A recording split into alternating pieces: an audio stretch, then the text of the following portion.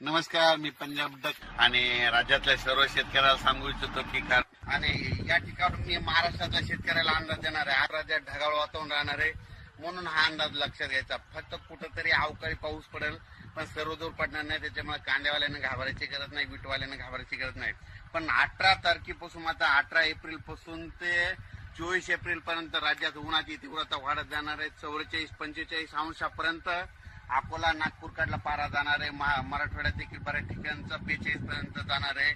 म्हणून हा अंदाज लक्षात घ्यायचा. राज्यात सांगायचं झालं तर 18 तारखेपासून उन्हाची तीव्रता वाढत जाणार आहे, म्हणून हा अंदाज लक्षात घ्यायचा. ज्या वर्षी गावरान आंबा टिकला तुम्ही रस खाल्ला की समजायचं दुष्काळ पडणार. पण यावर्षी योगायोगाने त्या आंब्याला आंबीच नाही लागली, म्हणजे पाऊस जास्त होणार. असा 2025 ला पाऊस जास्त होणार, म्हणून हा अंदाज त्या आंब्याच्या झाडानं दिला. परत अंदाज उद्याचे लगेच येणार आहे. पण मात्र उन्हाचा पारा मात्र 42 अंशापर्यंत 43-43 पर्यंत जाणार आहे, म्हणून हे अंदाज लक्षात घ्यायचा. अचानक वातावरणात बदल झाला तर लगेच एक मेसेज दिला जाईल. धन्यवाद.